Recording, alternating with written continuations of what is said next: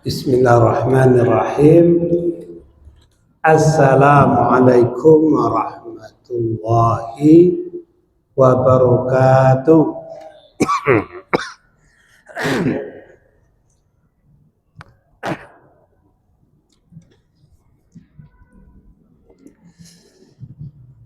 Alhamdulillahi rabbil alamin. Allazi anzala sakinata fi qulubil mu'minin liyazdadu imanan ma'a imanihim. Asyhadu an la ilaha illallah wa asyhadu anna Muhammadar Rasulullah sallallahu alaihi wasallam. Bapak, Ibu, saudara-saudari sidang wirid yang berbahagia di malam hari ini, puji syukur kita kehadirat Allah Subhanahu wa taala. Salawat dan salam kepada Nabi Muhammad Rasulullah sallallahu alaihi wasallam. Adapun judul ceramah kita yang ditetapkan oleh pengurus pada malam hari ini, 4 hal yang pasti akan kita pertanggungjawabkan di depan Allah Subhanahu wa taala pada hari kiamat. Yang diawali dari hadis riwayat Tirmizi, la tazalu qadama 'abdin yaumal qiyamah hatta yus'ala an umrihi fima afnah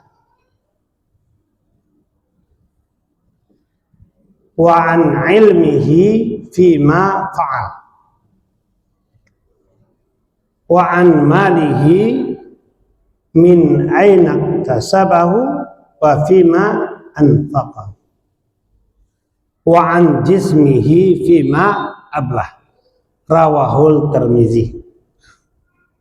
Artinya, belum beranjak kaki seorang hamba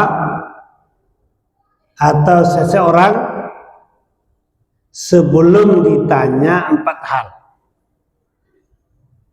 Yang pertama, umur, kemana dihabiskan. Yang kedua, ilmu, untuk apa diamalkan. Yang ketiga, harta, dari mana mendapatkannya, untuk apa pemanfaatannya. Dan yang terakhir, fisik. Fisik untuk apa dihabiskan. Hadis riwayat Tirmizi. Baiklah, untuk jelasnya mari kita bahas satu persatu. Berarti sesuatu yang wajib kita persiapkan, karena sebelum ditanya 4 hal ini kita belum boleh bergerak. Harus kita pertanggungjawabkan yang ini. Yang pertama, umur kita. Tentu umur yang akan dipertanggungjawabkan setelah kita balik. Kalau sebelum kita balik atau mukhalaf, itu dipastikan masuk surga. Belum ada pertanggungjawaban. Jadi beruntung suatu sisi orang yang meninggal sebelum balik. Beruntung juga orang-orang yang anaknya meninggal sebelum balik. Punya cadangan dia, udah ada celengan yang akan membantu dia nanti di hari kiamat. Tapi dalam satu sisi kan kita sedih. Anak kita muda belia sudah meninggal. Bahkan lebih sedih kalau anak-anaknya meninggal sudah dewasa, tidak begitu sedih. Memang sedih, tapi tidak sesedih anak-anak kecil. Itu nampak sekali, terutama ibu-ibu. Apalagi anak satu-satunya. Kembali kita kepada pokok persoalan. Ini seiring dengan hadis igtanim khamsan qabla khamsin. Ingat yang 5 sebelum datang yang 5. Yang pertama, hayataka qabla mautik. Ingat waktu hidup sebelum datang waktu mati. Mengenai duit kecil orang. Dan mengingat kematian. Kenapa? Karena namanya hidup pasti mati. Kullu nafsin zaikatul maut. Setiap yang bernyawa pasti mati.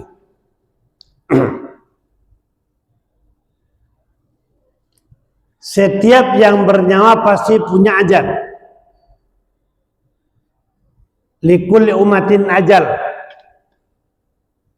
Ajal itu batas hidup di atas dunia. Apabila datang ajal seseorang, la yastakhiruna sa'atan wa la yastaqdimun. Sesaat saja tidak bisa dimundur, sesaat saja tidak bisa dimajukan. Pepatah orang awak, mumbang jatuh, kalapo jatuh, sadang bungo larih juo. Ndak tuo ndak mudo. Kalau ajal katibo sadang bayi meninggal juga. Dan itu kita ndak bisa menghindar. Kul innal mautal ladzi tafirruna minhu fa innahu mulaqikum. Bagaimanapun kalian lari dari kematian, kematian pasti menjumpaimu. Tapi dengan sesuatu yang pasti, kita lengah. Makanya Rasul mengatakan, manusia terbaik yang sering mengingat mati. Tapi yang sering kita lupakan apa?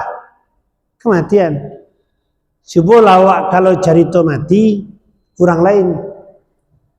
Ya kan? Syanu mati. Keluarga Syanu mati. Dan awak yang baca itu bantu anak mati-mati. Tandanya apa? Pernah hendak awak baca itu jo orang rumah? Atau jo anak-anak, kalau mati papa nanti malam gimana? Kalau mati mama nanti malam bagaimana? Kalau mati kalian nanti malam bagaimana? Kira-kira kalian udah siap apa belum? Jarang kan? Yang kita ceritakan apa? Apa agenda kita besok? Agenda kita minggu depan apa? Agenda kita bulan depan apa? Bahkan agenda 10 tahun mendatang kita sudah rancang. Jangka pendek, jangka menengah, dan jangka panjang. Artinya apa? Kita sering melupakan mati. Nah, ini penyakit kita. Kita sering melupakan mati.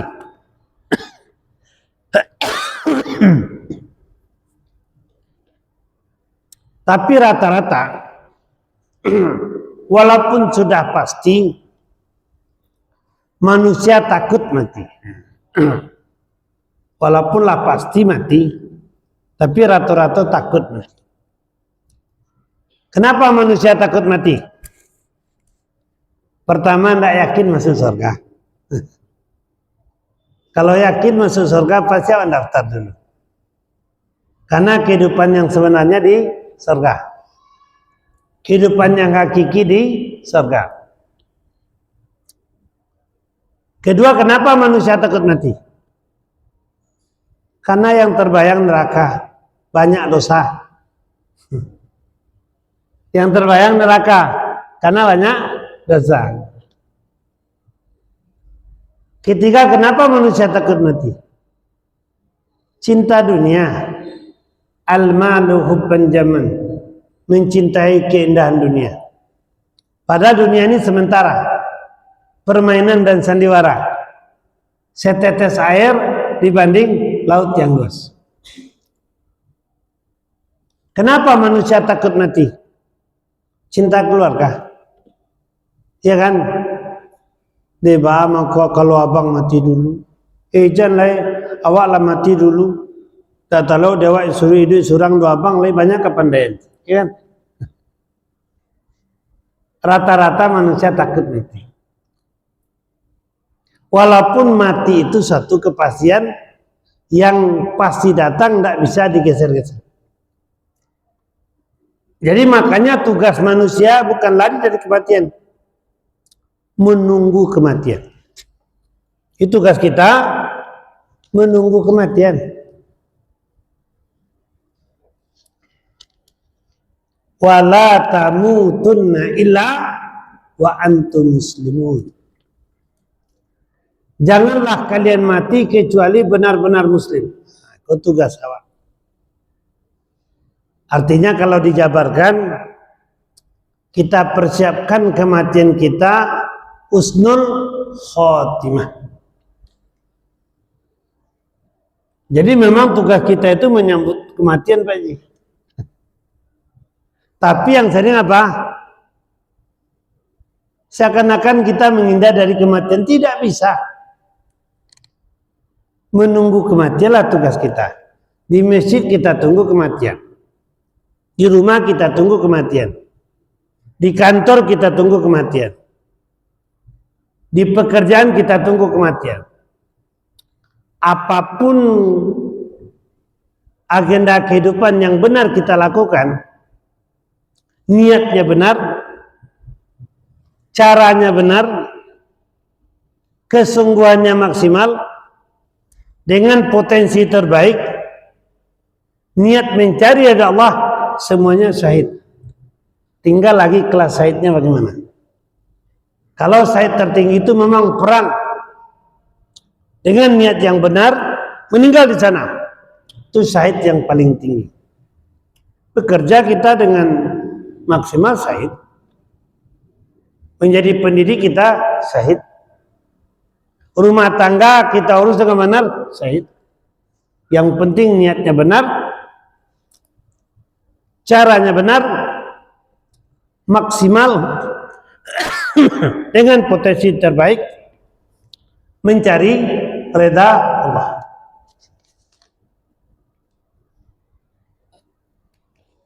Lalu bagaimana caranya?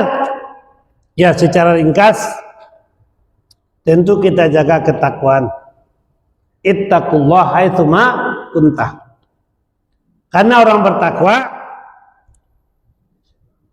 akhir hidupnya husnul khatimah.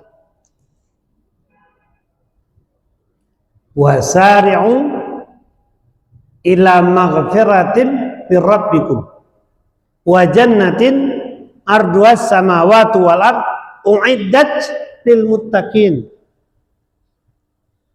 Jadi surga yang luas itu untuk orang bertakwa. Jadi orang bertakwa husnul khatimah. Yang kedua siapa lagi? Wa kunu ma'as shadiqin. Jadilah orang yang jujur. Karena orang yang jujur nanti akan berdampingan dengan para syuhada nanti di surga. Saking susahnya untuk jujur. Nah, cobalah. Kan terasa Pak Ji, untuk jujur zaman kini. Pedagang cobalah suruh jujur. Anggap itu jujur-jujur salah. Sedangkan tidak jujur tidak laku, Ustaz. Orang politik suruh jujur.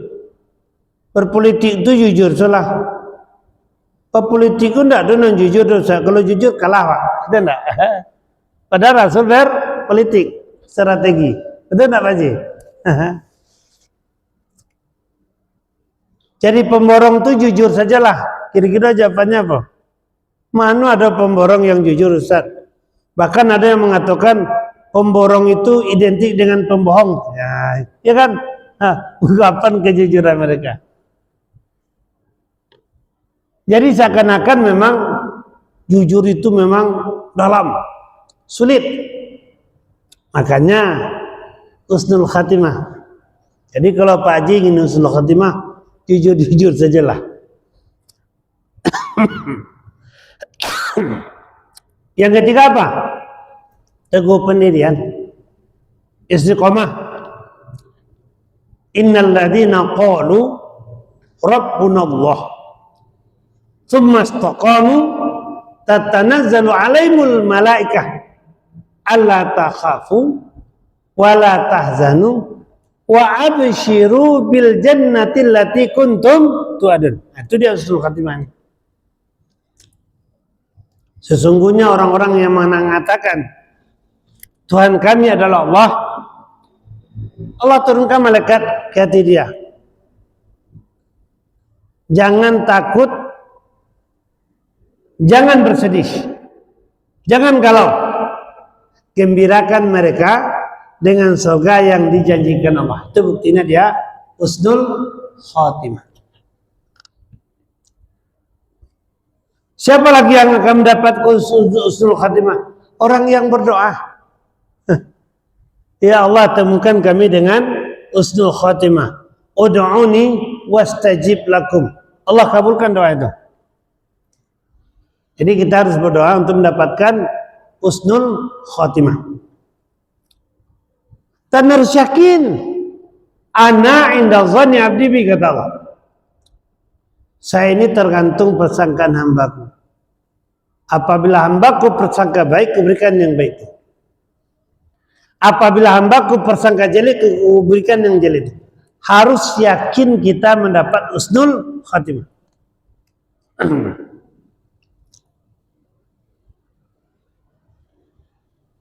Siapa lagi yang akan mendapatkan husnul khatimah?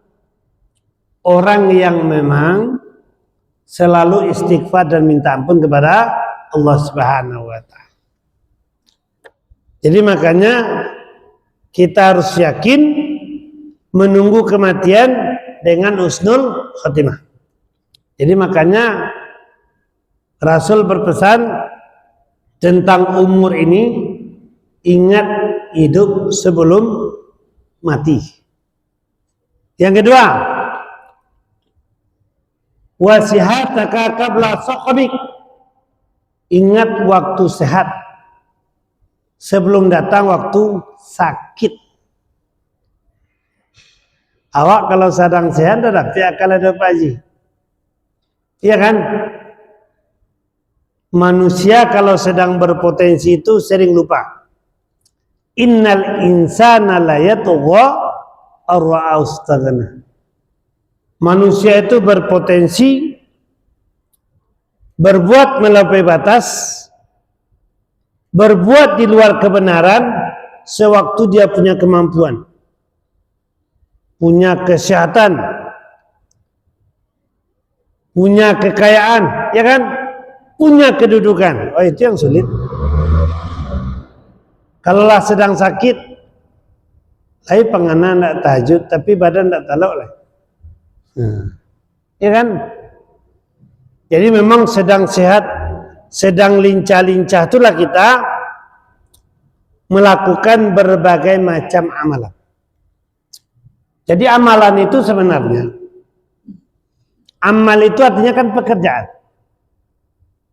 Pekerjaan itu awalnya dipaksa-paksa, lalu terbiasa, lalu wajib, lalu senang. Kalau sudah senang baru ini. Cobalah melakukan amalan sampai senang, pasti kita takut meninggalkan. Coba tahajud sampai tingkat senang, kalau tidak tahajud pasti merasa bersalah. Baca Al-Quran coba sampai senang, kalau tidak baca Al-Quran pasti kita merasa ada yang kurang.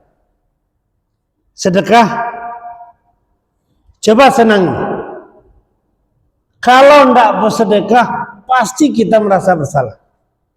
Jadi kalau sudah ada perasaan begitu, Jadi amalan itu paksa-paksa menjadi terbiasa, menjadi suatu kewajiban, lalu menjadi suatu kesenangan. Harus sampai di situ. Kalau tidak menjadi suatu kesenangan, tidak menyatu dengan jiwa kita. Jadi memang dipaksa-paksa apapun. Bagi orang awak, ketik taranjo-ranjo, gadang tabau-bau, lah tuo taubah tidur. Jadi ingat waktu sehat sebelum datang waktu sakit. Yang ketiga, wasababaka qabla harbik, waktu muda sebelum datang waktu tua. Kalau lah duduk jangan tua-tua kan banyak cerita. Onde menyasa ambo dulu. Ambo soalan sekolah kamu mah. Kombo taruyan dulu mungkin santi yang bapak ustaz. Nah, ya kan? Ambo sekolah kamu dulu. Mengaji kami dulu. Ya kalau yang umur 50 kalau di Minang mengaji pasambahan pesile. Siapa sih? Kamarantau mengaji pasambahan sile. Rata-rata yang umur 50 KT itu insya Allah punya tuh. Dah bang, mengaji pasambahan sile kan lalu di surau. Wakabuang selalu tuh. Wajib jago didikan sebuah. Jadi ayat hadis yang hafal doa ya ketuk ketik dulu. Satu pagi olahraga, bereja wasile. Sekali seminggu bereja pasambahan. Rata-rata yang 50 KT insya Allah punya tuh. Paling enggak pambil tanyo enggak baji. Sile selangkah dua langkah, pasambahan paling tidak pembukaan saja. Sambah menyembah dipulangkan kepada Allah, salawat dan salam diuntukkan kepada Nabi, pasambahkan ambu antakan engkau pakai sutan. Karena kita berundiang di depan ini mama nang gadang bahasa batua kapai tempe patanyo kapulang tempe barito rela jemaah kami minta. Kan itu Pak Ji ya. Sambah tabu tuh. Masih ada tuh sambangnya enggak? Jalan nampasa lah ditampu lah bonang golong lah dituri lah tibu di laman tanggo. Ayah bercibuak janjang bertingkek bandu batapiak lah tibu tangga rumah. Rokok sebatang lah disok siria sakapu lah dikunyah lapiak takambang lah dikaduduai. Pun bato nyelai kulai kita raga takana disilang nambah pangka karayu nambah ku Allah kau patut je ke tangan nang kedua badan. Kan singko itu bahan pembukaannya ndak baji. Itu tandanya alai baraja dulu. Nah itu. Artinya anak-anak muda di Minang itu paling tidak 3 itu dapat pasambahan, mengaji basile. Basile pelendak langkah ampe ndak baji. Nah.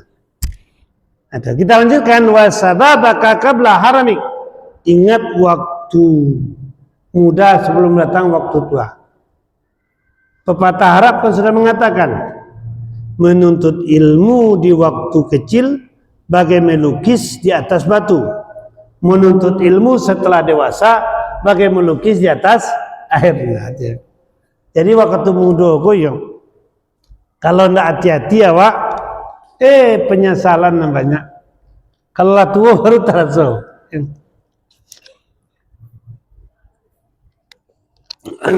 Kita lanjutkan. Yang keempat, waginaka qabla fakrik. Ingat waktu kaya sebelum datang miskin. Sedang kayo, ya kan? Malas berinfak, lalai dengan zakat, lalai memberdayakan ekonomi.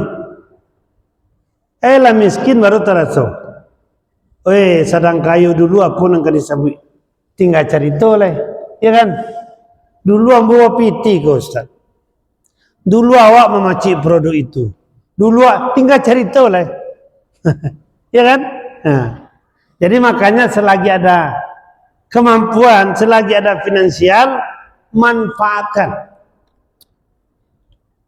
Jangan dikira para sahabat yang kaya raya itu duitnya numpuk enggak. Tercela duit menumpuk itu.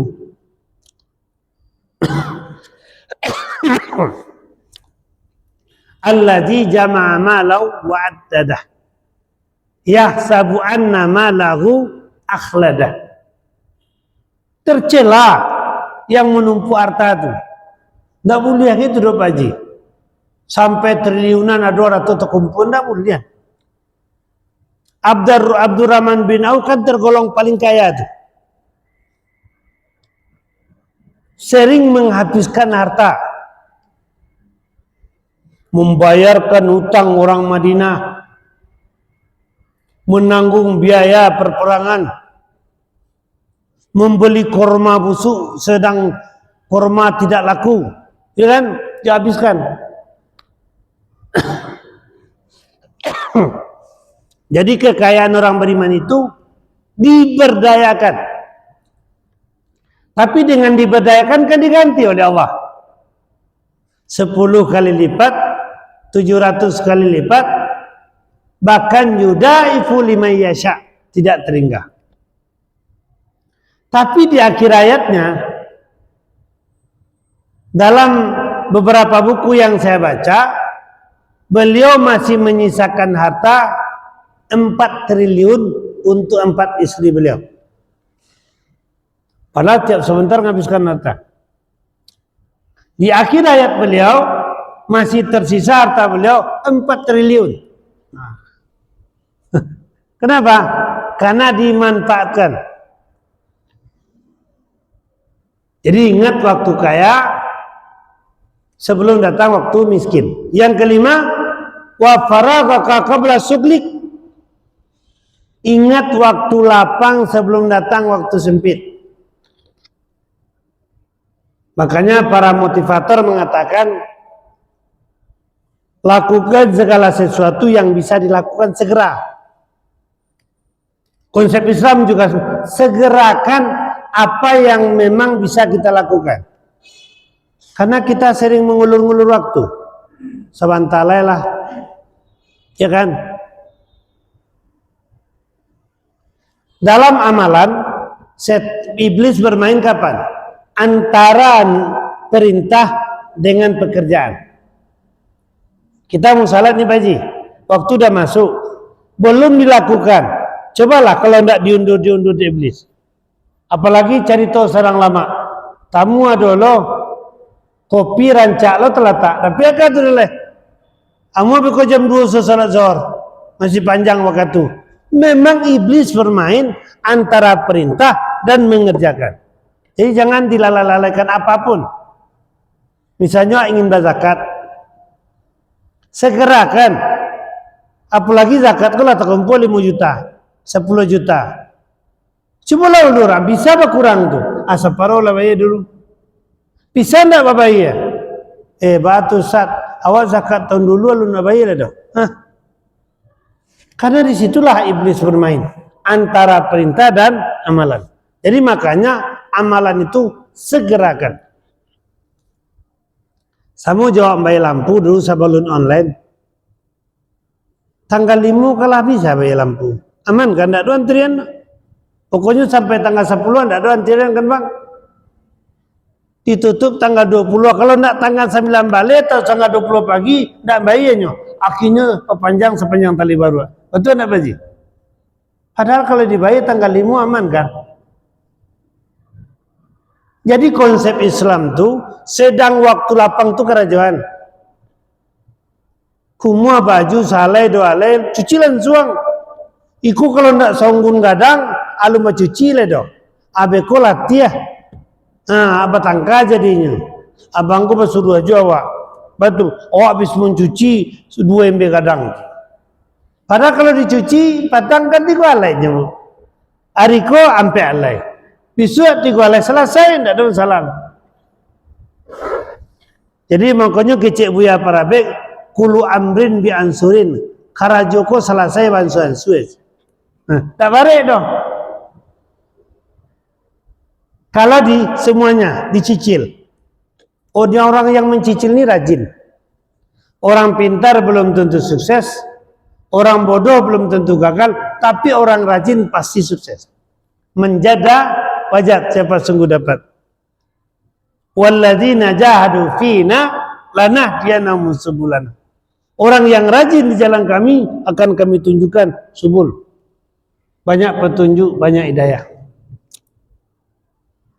Jadi kembali kita kepada hadis tadi. Yang pertama, umur kemana dihabiskan.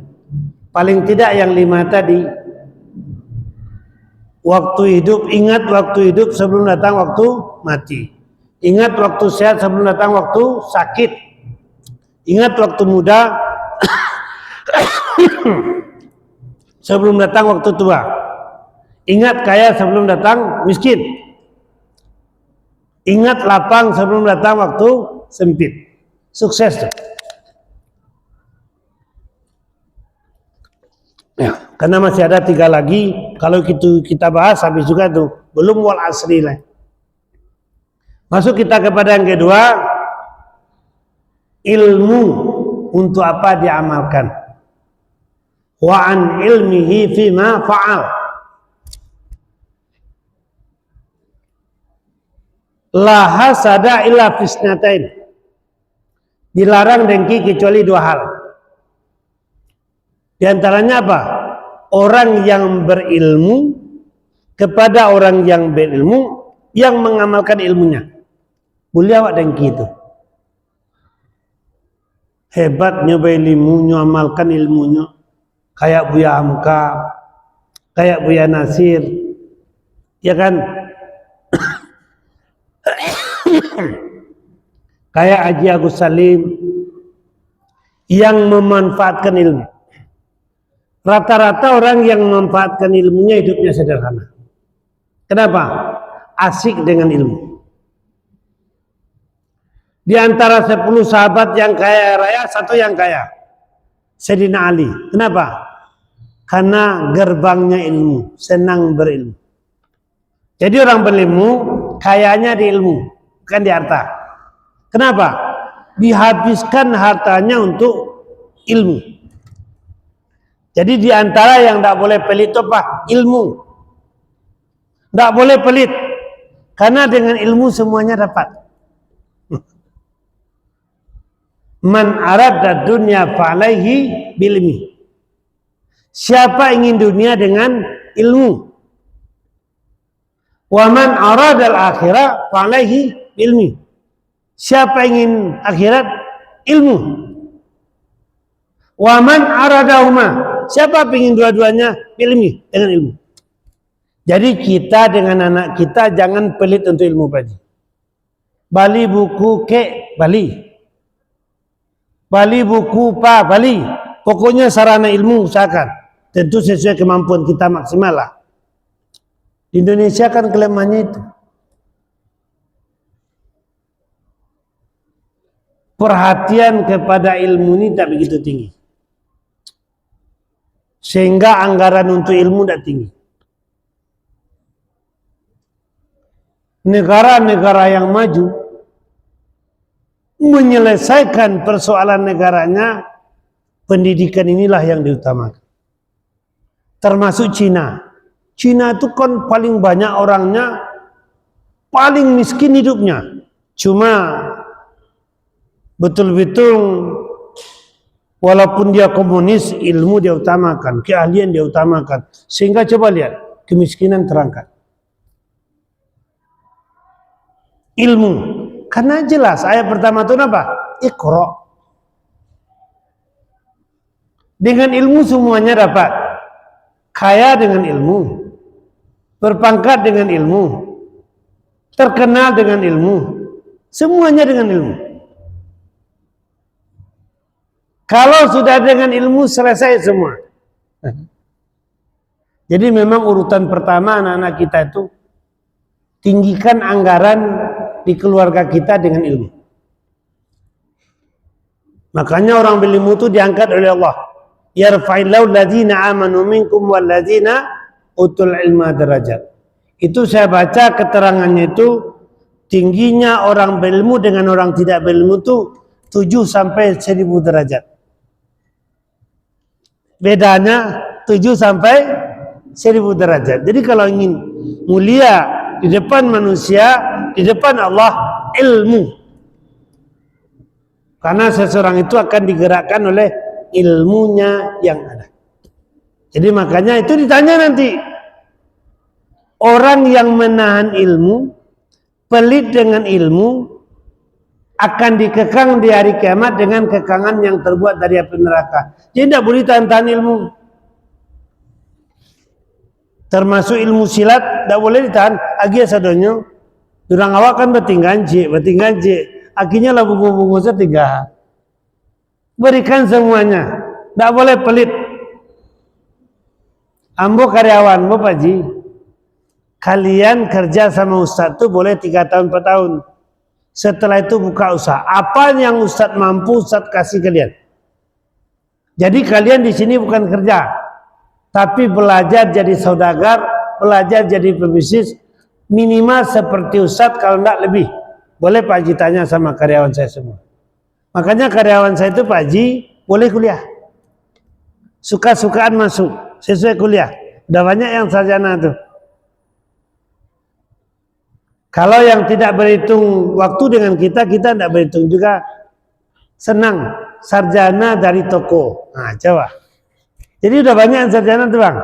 Sekarang mau sarjana lagi 1 orang lagi nih. Boleh dia kuliah. Cuma dia siap menerima penghasilan sesuai waktu yang dia berikan ke kita. Jadi yang kedua, ilmu. Untuk apa diamalkan. Yang ketiga, ini dia. Harta dari mana dapatnya, untuk apa dimanfaatkan. Halalan thayyiban. Halal mendapatkannya, halal pengelolaannya, halal pentribusiannya, halal zatnya. Jadi 4 kehalalan. Zatnya halal, sumbernya halal, pengelolaannya halal, pemberdayaan atau pendistribusiannya halal. Cobalah Pak Haji. Bakal hasil kalau masuknya jongkok. Coba pikir deh Pak Haji. Nanti cari halal.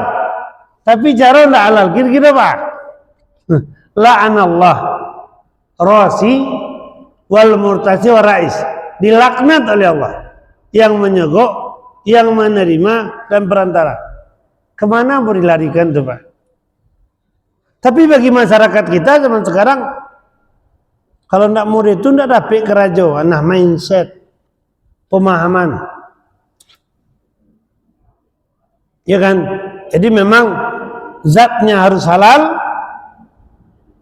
sumbernya harus halal, caranya harus halal, pendistribusiannya harus halal. Mengawak bergerak dengan yang haram.